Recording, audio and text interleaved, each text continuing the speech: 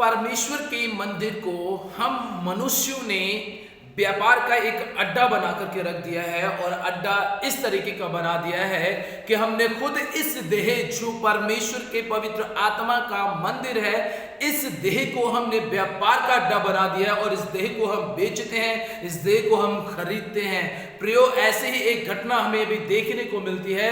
आपने इस वीडियो में देखा होगा जहां पर बहुत सारे लोग बैठ करके खाना खा रहे होंगे और आप समझते होंगे कि शायद ये कोई होटल या कोई बहुत बड़ा रेस्टोरेंट होगा।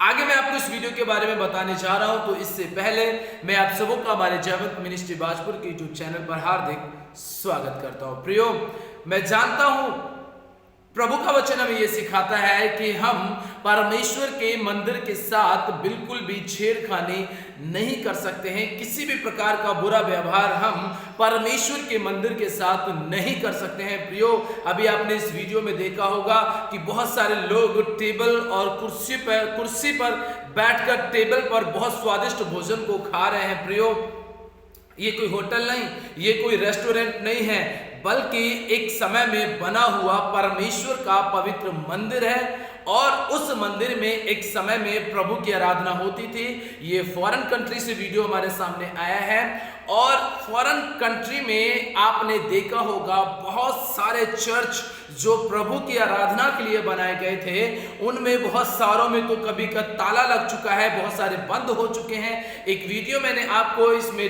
दिया था जिसमें उसमें हमें यह देखने को मिलता है कि एक चर्च को ही हिंदुओं का मंदिर बना दिया गया है।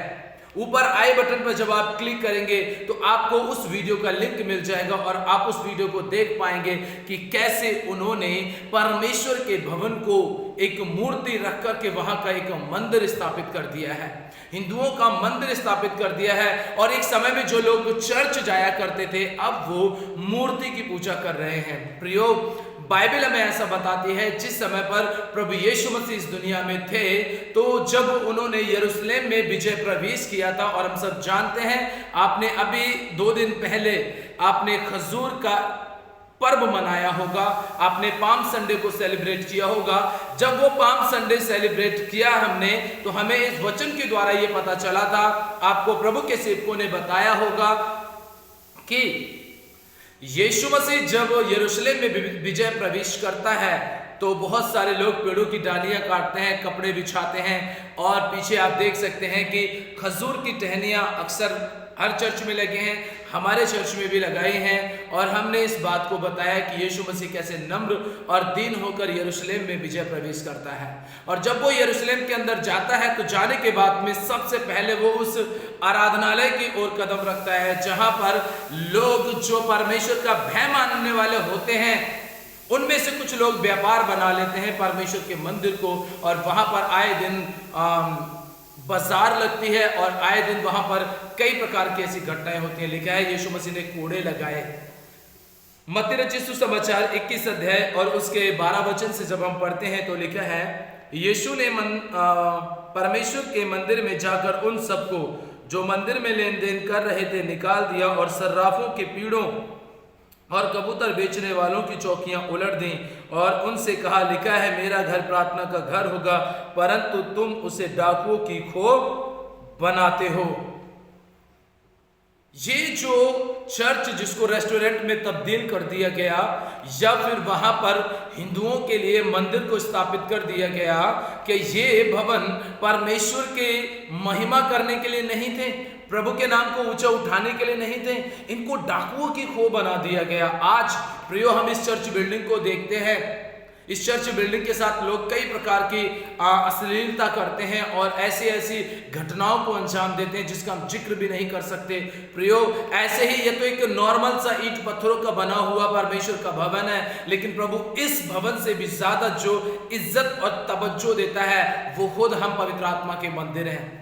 हमने भी इसे हर प्रकार की बुरे कामों से, अगर आपको पता चले तो आप याद कीजिए गलातियों की पत्री उसके 5 अध्याय में ऐसा लिखा है कि तुमने क्या कर दिया है, उन सब प्रकार के क्रोध, बैर, विरोध, फूट, विदम, डाह, लीला कीड़ा, मतवालापन और इनके जैसे से बहुत सारे काम है जो आप इस मंदिर में रह करके इस मंदिर के साथ करते हैं। और इस मंदिर को इतना आपने दूषित कर दिया है, इतना दूषित कर दिया है कि आप खुद एक व्यापारी बन गए हैं। बहुत सारे लोग तो बहुत सारे देह को खरीदते हैं अपनी शरीर की खुशियों को, अभिलाषाओं को पूरा करने के लिए। बहुत सारे लोग इस शरीर को बेचते हैं और बहुत सारे इसे खरीदते हैं ताकि वो इसे अपने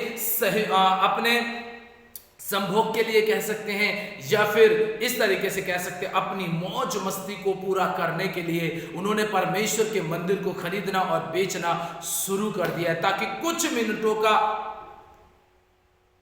वो आनंद ले सकें और परमेश्वर की नजर में गिर सकें। प्रभु का वचन कहता है कि तुमने इसे डाकुओं की खो बना दिया है। अरे हमें तो इस बात के ऊपर शर्म आनी चाहिए कि हम इस तरीके से कैसे कर सकते हैं। अरे कलवरी क्रूस को याद कर लीजिए जिसके ऊपर यीशु मसीह ने लहू बहाकर आपके इस मंदिर को शुद्ध किया, पवित्र किया। इस जो अशुद्ध था, जिसकी कोई जान नहीं थी, कोई पहचान नहीं थी, इसको कोई जानता तक नहीं था, इसको यीशु मसीह ने क्रूस के ऊपर जाकर के एक पहचान दी है, एक अच्छी इज्जत दी है, एक आदर दिया है। कब तक हम शैतान की गुलामी में पड़े रहेंगे, कब हम इस गुलामी से बाहर निकलेंगे? प्रियो, वचन हमें यह सिखाता है कि यीशु मसीह ने वहां पर जितने लोग व्यापार कर रहे थे उन सबों को उसने क्या कर दिया था, बाहर निकाल दिया। आज जो आपके अंदर भरा हुआ है उसे आप बाहर निकाल दीजिए, वरना कहीं ऐसा ना हो यीशु मसीह आपको स्वर्ग से बाहर कर दे। जब आप इस मंदिर को खाली नहीं करेंगे, इस मंदिर को पवित्र नहीं करेंगे, तो एक दिन ऐसा आएगा कि परमेश्वर आपको अपने राज्य में ले जाने से भी कहेगा मैं तुझे जानता ही नहीं कि तू कौन है।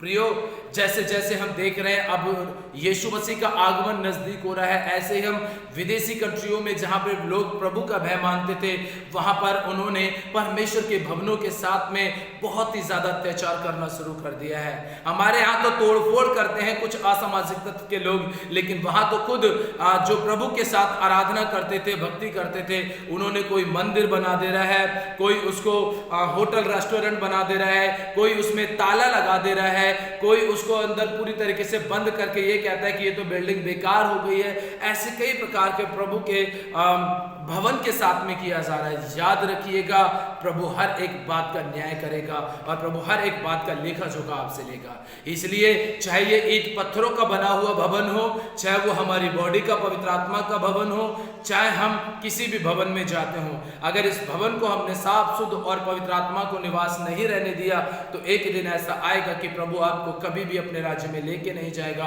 और साफ तरीके से मना कर देगा कि मैं तुम्हें नहीं जानता हूं। प्रियो, याद रखिएगा, परमेश्वर का वचन हमें यह सिखाता है कि यीशु मसीह ने उन सभी व्यापारियों को परमेश्वर के मंदिर से बाहर किया। क्यों? क्योंकि यह मंदिर परमेश्वर का घर है। प्रभु इसमें रहना चाहता है, प्रभु इसमें रह के बातचीत करना चाहता है, आपके सुख दुख को देखना चाहता है, आपके जीवन में काम करना चाहता है। इसलिए डाकू की खो मत बनाइए। गलातियों 5 अध्याय में जो काम लिखे हुए हैं उन कामों को इस मंदिर से अलग करें ताकि प्रभु का ऐसा अनुग्रह आपके ऊपर हो जाए कि आप उसकी महिमा करते हुए अतिरिक्त तरीके से अपरंपार आशीषों के वारिस बन सके। और मेन बात यह है कि आप इस पृथ्वी के ऊपर रहकर एक धन्य व्यक्ति के रूप में, एक प्रतिष्ठित व्यक्ति के रूप में, परमेश्वर की संतान के रूप में आप कहलाए जा सके। इसलिए आप परमेश्वर के साथ चलिए, प्रभु की महिमा कीजिए और ऐसे लोगों के लिए जो चर्च को रेस्टोरेंट, होटल बना देते हैं, मंदिर बना दे रहे हैं, इन सब लोगों के लिए दुआ कीजिए